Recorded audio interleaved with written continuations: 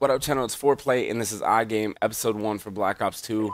The map is Stand Raid, and the game type is Hardpoint. You're going to notice in this gameplay, I'm going to push middle right away. We're using Mosh. This is before Mosh decided to dip on our team, and I wanted to push mid before. I shouldn't have pushed up there. I don't push mid anymore. I now push far left on the Hardpoint. I used to push mid because I was running this gun more so than I was then. In this game, we're playing against Flawless, some other people that you might know, so definitely check this one out, and I'll get right into it. So right here, most of the time, if you're running a raid hardpoint from this side of the map, you want to have pretty much your basic setup in this. There, I'm going to get a nice two-piece, but we like to put a guy in a power spot on both sides of the map, and the reason that you want to put a guy in a power spot, which on this side of the map would be a top art, is he can do like an Overwatch, kill the guy that's in their power spot, which would be the laundry. And then obviously you want to have 1 to 2 in the hill. I like to double stack the hill on the bad side and then have one person focusing on either the closed side of the map or the pillars and trying to flip the spawn.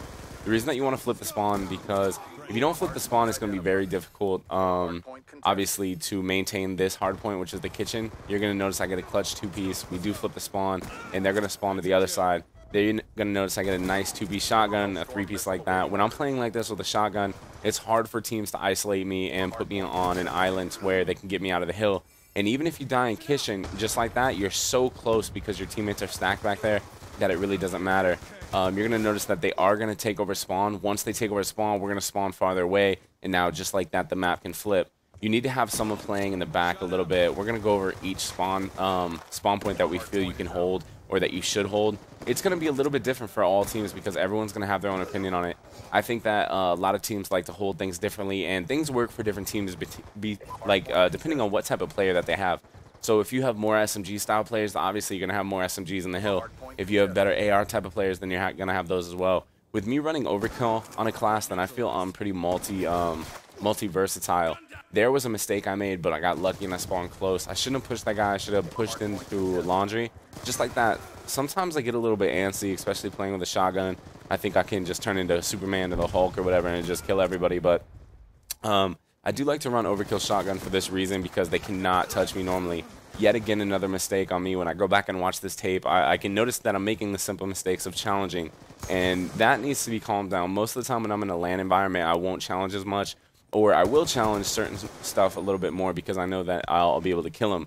I feel like I'm a little bit smarter on land when it comes to those decisions. But you're going to notice right there, I'm going to see a guy get a kill. Immediately, I want to take over the control of the van. The reason I did challenge that one is because I knew my team was spawning poolside, and I wanted to get the kill so I could rack up the easier points. Right now, we have a pretty good commanding lead. I think we're going to be up about 120 to 20, and that's really good going into the next hard point.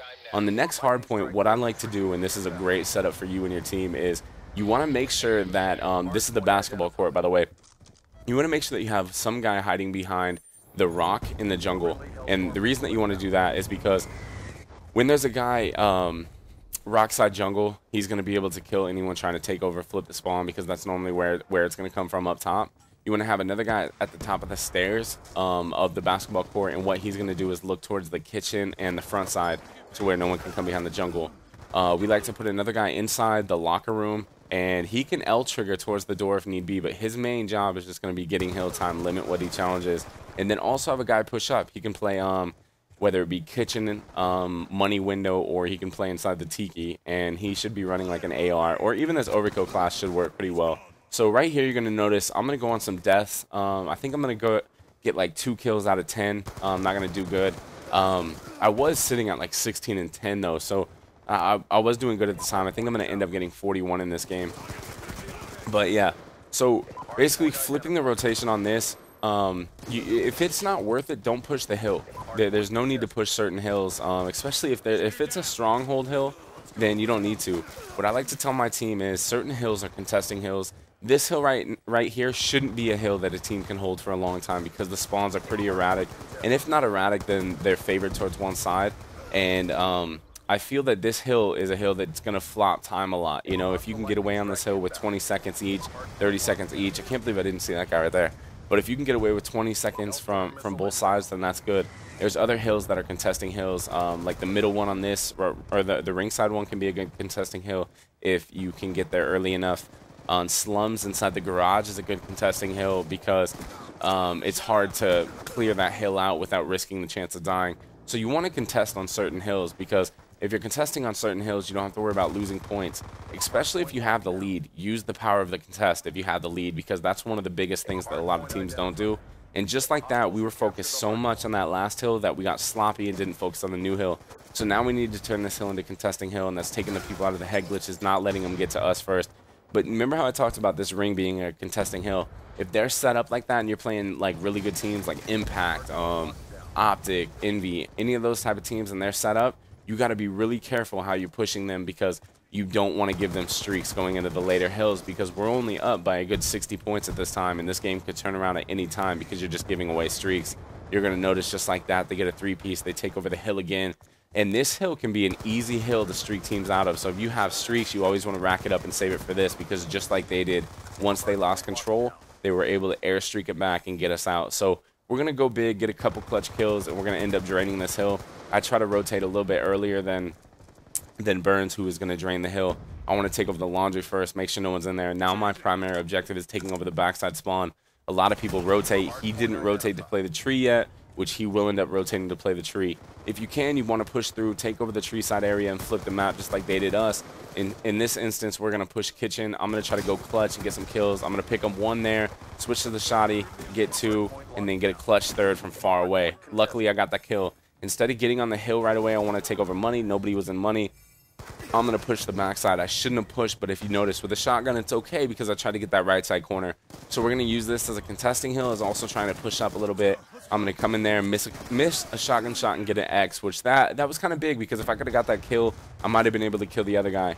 Now right here, the hill is contested again. This is what I was talking about. If there's smoke on the ground, look at all that time that's being contested. We're going to end up getting some kills. That right there was actually a big kill. If I could have got number 2, that would have been great, because my team was on rotation. When you're pushing this hill, you see how my team right there is flooding the pool side? You want to do that because that's going to block away the close spawn. The close spawn is the pool, and you don't want people to have that. I'm going to see a guy going in the mid. I'm going to end up killing him, and I know I need to make a play. I'm going to push in here, get a clutch kill, turn around, and get the clutch 3. If you don't notice, that clutch 3-piece was huge, because now we got the close side spawn, and they're going to be coming from the pool side or the zigzag in the mid, and we know that. So with 40 seconds left, we can still hold this. He came from the weights because I didn't rotate down. I was so focused on the zig. I should have had more faith in my team to get that, because we're going to have the close side spawn. So even if I died, it wouldn't have mattered. I'm going to end up getting 1, getting 2, and then I'm going to try to push around. This guy wasn't waiting for him like I thought he was. I'm going to end up getting that 3-piece again. My teammate's not anywhere close and can't get the 4. In this game, I'm doing pretty well, getting 3 pieces, 4 pieces, etc. And that's really helping my team a lot, I believe, in this game, just because a lot of things could have been differently. That guy had me. The only reason I pushed that, I would tell you normally never push. The only reason I push that, and sometimes even, yes, I make the mistake of this, is I don't want to let teams have the remaining 15 seconds. That's definitely something I make a mistake in. I see that guy calling a Hellstorm, and I knew it was that guy because he disengaged from the gunfight on me. So I wanted to push him, take him out, because I knew he was just laying there doing nothing. Right here, yet again, my team needs to realize, hey, their spawn is only up top. In this situation, if you spawn down low, they're coming from up top. Majority situation is they're coming from up top. You want them to be, or you want to force them to push the pool, not from up top, because once they have an up top spawn, it's a lot easier for them to try to push down the stairs than what it would be for them if you're set up inside the locker.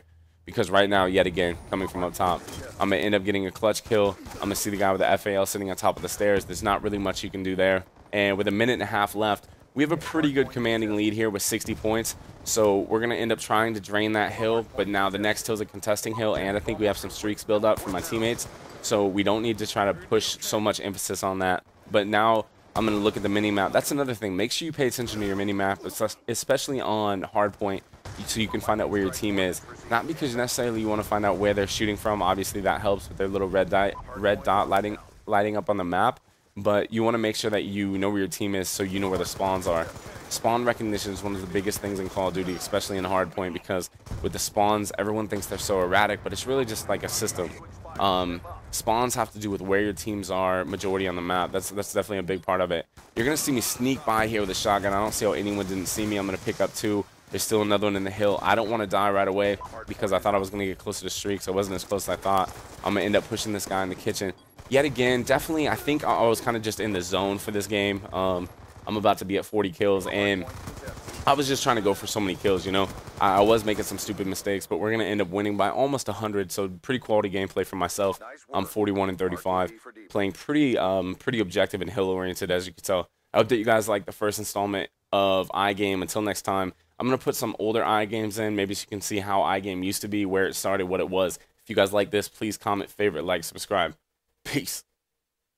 What up, Foreplayy gang? I hope that you guys enjoyed that iGame episode number 3, I believe that was. I haven't done one of those in a long time. Feels good to get back in those. If you notice in the top left, is iGame number 1 from when Black Ops first started against Farico. iGame number 2 in the top right. Definitely those are 2 good iGames to watch in case you want to see those. I'm pretty sure I'm going to redo them and go over some new stuff that we might have learned since then. So check those out. Favorite, comment, like, subscribe. Get at me on Twitter. Until next time, peace.